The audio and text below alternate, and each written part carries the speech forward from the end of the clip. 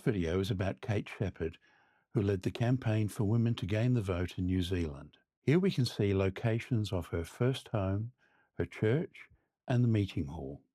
However, we will be focusing on the National Memorial, which is in Cambridge Terrace. We'll look at her legacy and gravesite at the Addington Cemetery, and possibly a look at her Clyde Road home in Ilam. So on a very wet and windy Christchurch day, we're here to visit the National Memorial, the only one of its kind here in Christchurch. And let's see if we can find out what this is all about. A group of very remarkable women who are sculpted into the plaque which is attached to this wonderful monument.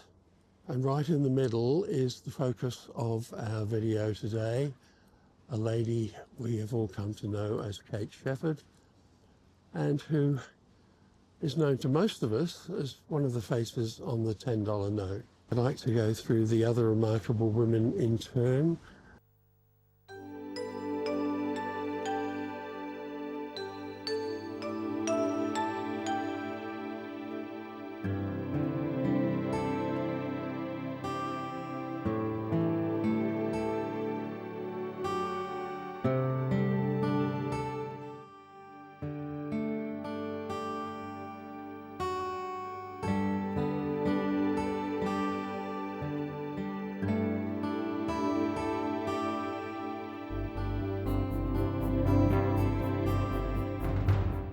Kate lived and worked at the Ilam house while running several national campaigns to achieve voting rights for women in New Zealand.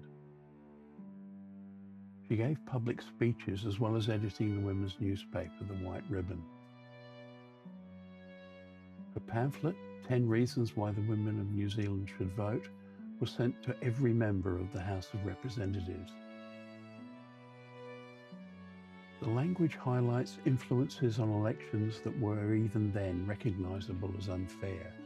It speaks to ideas of motherhood and forward thinking that would temper the male-dominated view.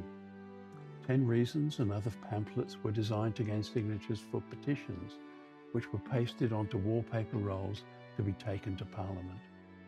Eventually, the successful petition with over 31,000 signatures was presented to Parliament, and the Electoral Bill of 1893 was passed. Kate and her colleagues worked frantically to get women to register. By election day in November of that year, 70% of women in New Zealand cast their votes. By 1896, Kate was elected President of the National Council of Women. By 1904, her marriage was in difficulties. Her first husband passed away in England in 1915. Kate, who remarried in 1925, died in Christchurch in 1936.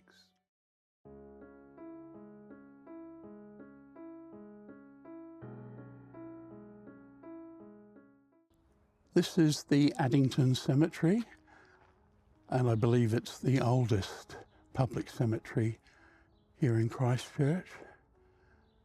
And as we've been following her these last few days, despite the disappointment of not being able to film at the Kate Sheppard house, I'm actually going to her gravesite now. As we look around, there are many, many graves here, and I'm sure there are many important people from Christchurch's past that are resting here. However, although I know approximately where Kate Sheppard's grave was, as soon as I saw the white camellias, I knew this had to be the spot.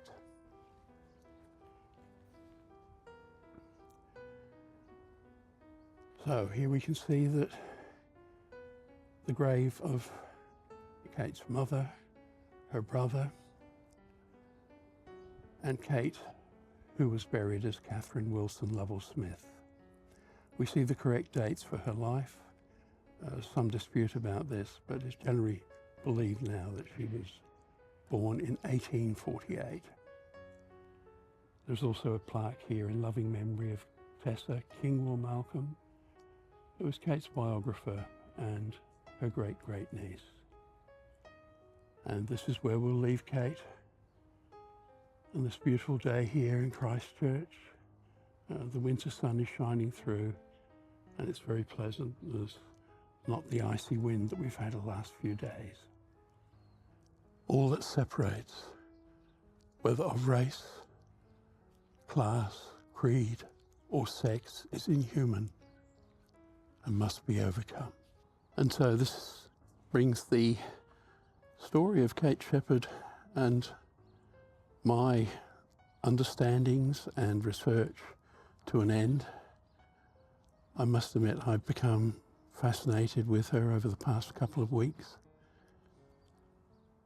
I think it's a great credit to New Zealand that Kate and the way that she dealt with the petition that eventually came to fruition in 1893 was allowed to come about before any other country, certainly in the Western world. So Kate was a writer, a public speaker, an artist, a great cyclist apparently, and a woman of faith. Thank you for watching.